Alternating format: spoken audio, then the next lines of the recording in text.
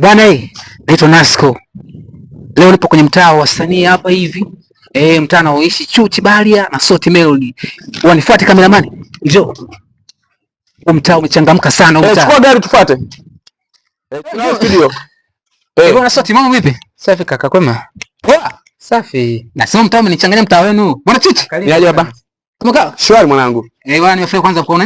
Mbona mko serious mtaka kutoka? Tunawahi studio mara moja hivi. Sasa kufanya jambo. So nilikuwa naomba dakika moja na swali time bro.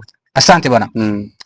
Swali langu tu nataka nikuulize kwamba kwa nini wasanii wengi wanaanza vizuri kabisa ni wanapata mafanikio lakini mwisho wa siku wanaporomoka ni kutoka juu mpaka chini yani. Yaani mtu anakuwa na maisha tena ya ovyo kabisa yani. Wengine wanajikita mpaka kwenye ulevi nini? Unajua shida ni nini?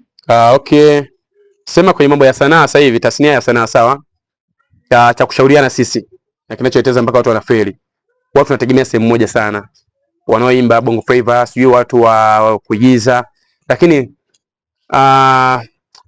kama tungeweza kutengeneza kitu ambacho kinatulipa kwenye sanaa, alafu kufungua na biashara zingine za kusupport. Mimi sidhani kama mtu anaweza kafeli. Yaani maisha uwekezaji, alafu kaachana mambo ya starehe mengine. Mimi nahisi yani tungekuwa tutatoboa wote. Kwa hiyo kuna namna ambapo tutakuja kufeli wasanii baada ya kuona tu jina limehit, then na wewe unafanyaje? Starehe zinakuwa mbele. Umeelewa? Ndio. Yeah.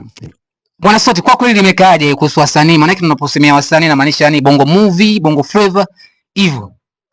Sitakuwa mbali na bro kama alivyosema, lakini pia wasanii wasiwasahau sana watu wanaopa support wale wa chini, kwa sababu ukishapata jina wanajisahau, wanaona kwamba hiyo sio level yao.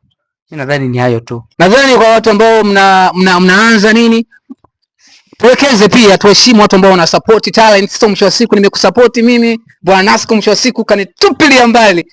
Let's go.